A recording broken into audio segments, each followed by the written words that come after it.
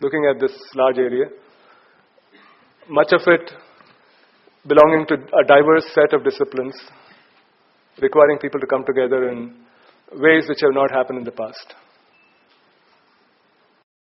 I think you'll agree with that sentiment.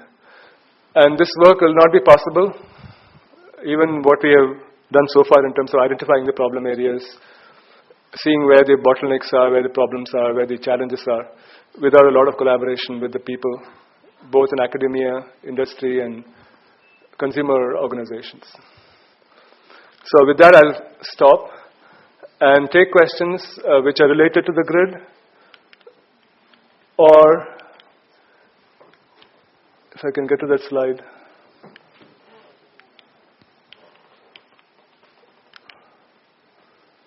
Why is it not cooperating? Okay. Or to the general research methodology. Okay. I've taken more time than scheduled, but hopefully it's been useful. I have two questions or comments. Please. Maybe having voiced myself twice earlier, I may have to identify myself. Please. I am from the Center for Excellence in Basic Sciences in Mumbai University. I have two questions. One is that I think the energy management within a given building seems to be more important than the other one. And there we require reliable sensors, monitors and controllers. And I think in small scale we have a reliability problem. For example, this air conditioner switching which you mentioned, we tried out. But the timer failed.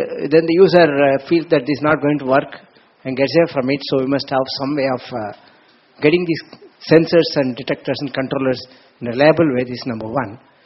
Number two, regarding the storage batteries.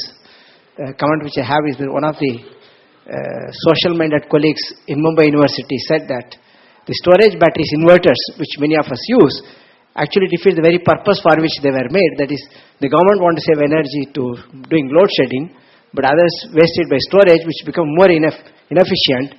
So we had an idea that unless there are senior citizens in the house, they should be banned from using inverters. Yeah. So, thank you. Good point. Appreciate those comments. Regarding the first comment, one of the slides I skipped dealt with... I'm very keen on it because I am trying to do something on the energy management in our institution. Wonderful. I'll come to that also in my response. So the first comment was reliability of these sensors. Now you can make one sensor very reliable, or you can have multiple redundant low-cost sensors.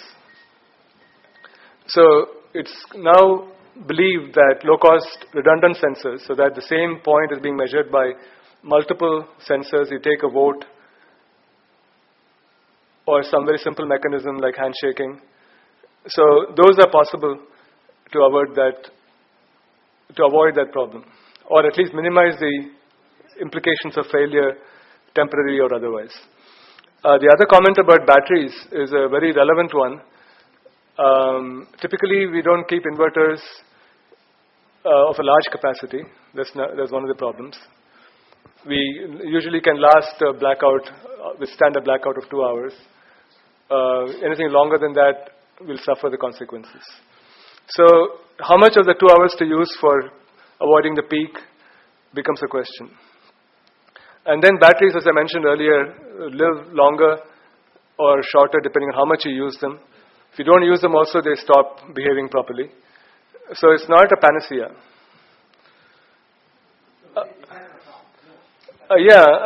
Whether it's desirable or not, in my parents' home in Chennai, if you don't have it, you will... Well, we all become senior citizens sooner or later, and with ACs becoming the norm, we can't do without it, even when you're young. Right. So that's a social issue. People should be willing to give feedback in terms of the benefits versus costs of these solutions. I mentioned at the very beginning participation from the community. So I've been talking to your Vice Chancellor, and he has said that I can announce that we will have soon a way by which students and faculty of the university, Mumbai University, can collaborate with us. It will be in the form of a competition for bringing out the best from the best minds. So stay tuned for this. I'll communicate through email and other ways, and we'll advertise the process, and hopefully we can all think together and address some of these issues. Energy is going to be the, what should I say, next killer in many different senses of the word killer. It's going to be a killer application for researchers. It's going to be a killer in terms of destroying livelihoods, if not properly harnessed. And the better we use what is available, the less we'll need to resort to more polluting sources of energy. So I think we all understand that, so I don't want to belabor the point. There's a question. Yeah. Good afternoon, sir. I like to ask you that, can you elaborate on data dissemination area of that? Okay.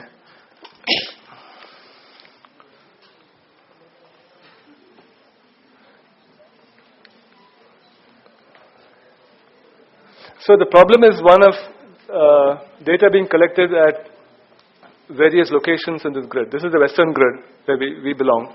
The red dots are points where some measurement has to be done. This is not including homes. If you include homes, every point which is consuming point will become a point of data source. So here I'm only showing the PMU data, which is at the bottom.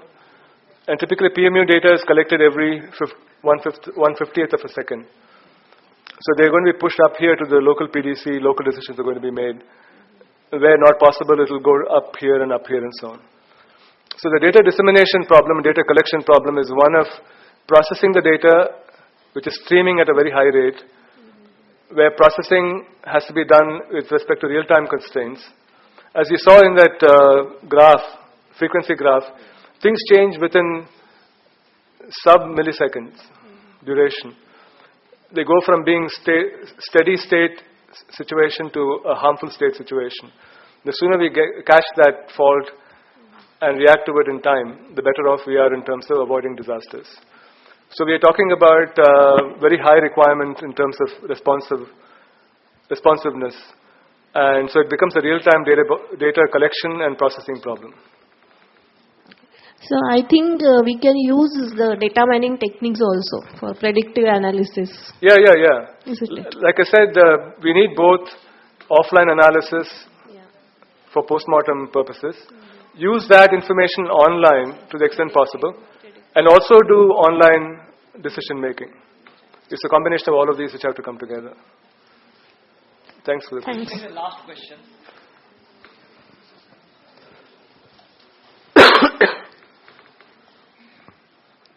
So this is Vinay Gadikar. I am an energy auditor and I work with the industries for energy efficiency. Very nice. When I visit to the clients and discuss with them, people are looking forward for the open access system in many areas, and in some areas it has been started as well. The practice has been started. I suppose that is one of the area which poses problem while going smart, or that is one of the important area for which we also need to be, the grid needs to be smart. I couldn't see that addressed in today's lecture.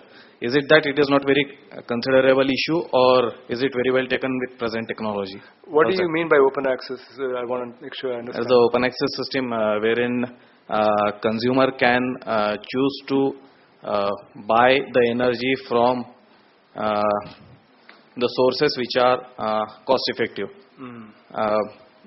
Somebody can switch from one grid to another grid, or from one source, the typical grid source, to another energy from renewable energy type of source. So the consumer at one end and the energy sellers at other end are there are engaged in between from some energy exchange type of body, and that type of system is expected to come and be there in place. Yeah, I alluded to that in a slide which, like many others, I had to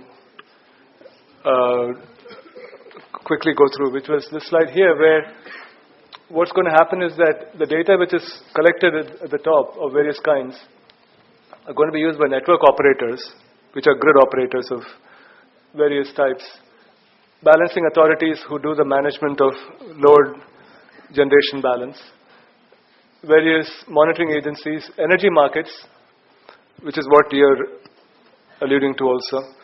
So there is a fair amount of collection, yes, but even in terms of consumption of the information, it belongs to lots of categories. Some of which are real time, some of which are not. And energy markets are going to be one of the larger consumers in the future years. In India, I think it's going to take some time for it to come, from what I understand. But it's not something that I'm very comfortable answering a question about, in terms of how the markets will operate or what is exactly required for them. Maybe we should talk some after the talk. Maybe one quick question. Yeah, let me express that, we really enjoyed the lecture. Thank you. And got a lot of information. I have just one concern. I don't know where it can be tackled by these means. Whenever we visit villages, I find, they get electricity for, let's say, 8 to 10 hours or so. And whenever they find that electricity is there, like suddenly electricity will come, and then, everybody will switch on, probably pumping sets, and then all electrical, gadgets like, thresher, etc., and so many things. And suddenly power goes. And it happens, once I encountered that within 1 hour, 8 times power failure was there. Right. Probably excess load was there, because everybody started using at the same time. And then, on the next day, what happened? Suddenly, I think power was more, that is, potential was more probably. And then all these, tube lights and, particularly the bulbs and some of the motors, they got fused. Right. Yeah. This is a frequent problem in most of the villages, particularly 70% of our country population. So whether, it can be included here, and with the, alarm or with the grid control and all that can be solved. Yeah, very difficult problem, very important problem. I wish I could say we have solutions for that which are cost effective. The problem is not one of having solutions. The problem is one where the cost of the solution is so overwhelming that nobody will want to touch it. What we have to do is to make sure that the locally available energy sources like biomass, hydro, solar are harnessed to their utmost possible extent. That is easier to do than expecting the grid to supply energy to faraway populations, which is happening actually. A lot of small, what are called as microgrids, are beginning to dot the countryside, where local populations are taking over the energy generation itself, not just the consumption. I think that is the way to approach the problem. At least that's the way it will develop in Indian context. There are a lot of companies which are actually in that area of microgrids, hydro microgrids in particular. Thank you.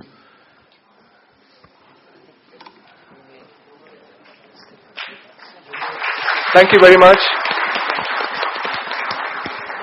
Like I said, watch the space, both my course page as well as the university relevant pages for information about how to participate in this very difficult but important endeavor. Thank you.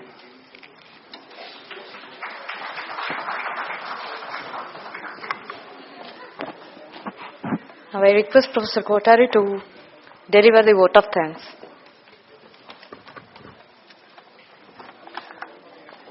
Well, it's an honor and privilege to be called upon to propose the vote of thanks. I am very thankful and grateful to Professor Krithi Ramamritam for spending today's morning here and delivering his smart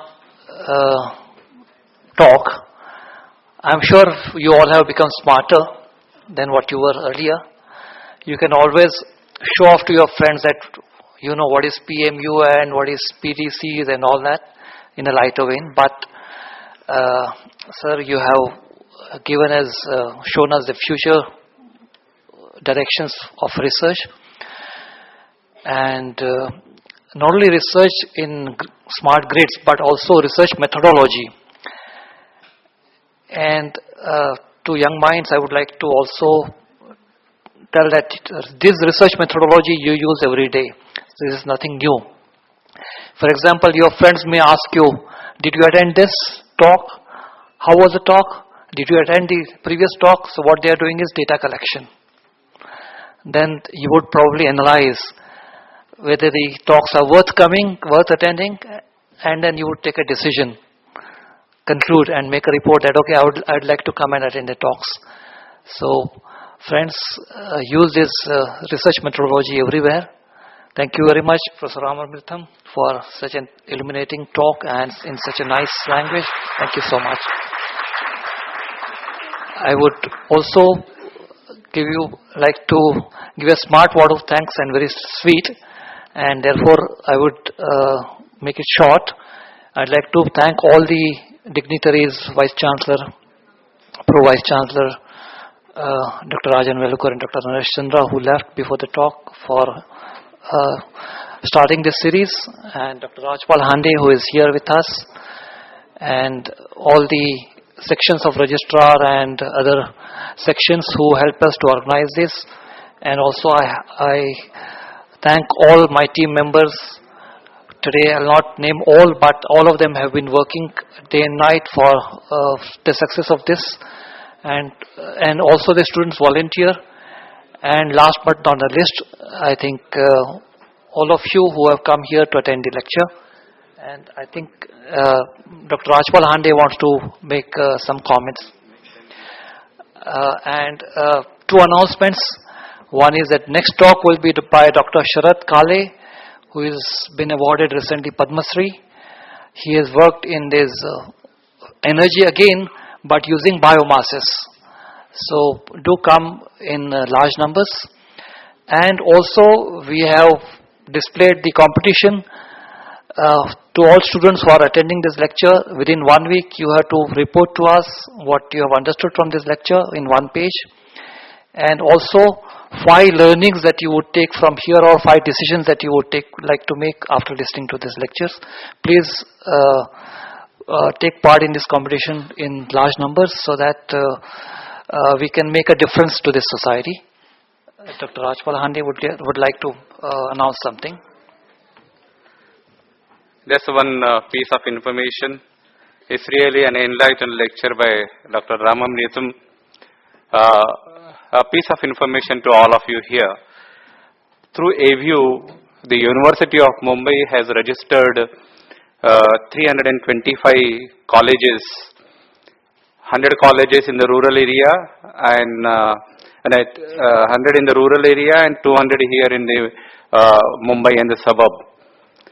We want all of you to make this more aware in your friends, in your colleges, so that the colleges will be participating more and more. Today the colleges participated here, and the 325 colleges registration of the University of Mumbai is the largest number in the country, I must tell you. Yes.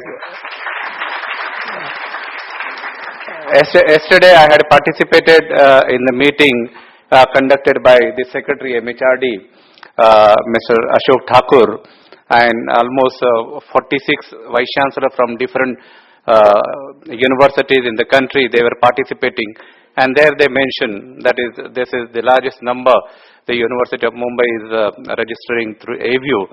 But our endeavor is that all those 325 institutions, the colleges and the students must get the benefit of such enlightened lectures. So the awareness should go from you.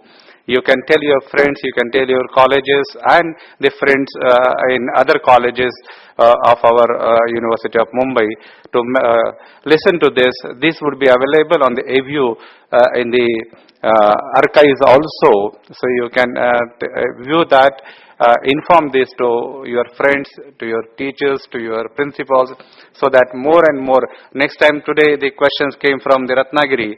So like that, we want the more colleges to view this particular lecture series, which is really an enlightened lecture series. Today, the colleges participated from our university, the Anandibai Rao Rane Arts and Commerce College, Sindhudurg, Oriental College of Education, Finolex Academy from Ratnagiri, NES Ratnam College from Mumbai, SM Shetty College of Science from Powai. These are the colleges participated through AView and they could get benefit of this enlightened lectures. So please spread this message, please spread this awareness in other colleges and their friends through you. Thank you very much. National anthem. I request all of you to raise for the national anthem. We'll sing. Yes, all of us will. All of us will sing. Janagana mana adinayak jaya he Bharat bhagya vidata Punjab Sindhu Gujarat Maratha Dravida Utkala Vanga Vindhya Himachala Yamuna Ganga Ujjwala Jalati Taranga Tava Shubha Name Jahe Tava Shubha Ashish Mage Gahe Tava Jaya Gatha Janagana Mangala Dayak Jaya He Bharat Bhagya Vidata Jaya He Jaya He Jaya He Jaya Jaya Jaya Jaya He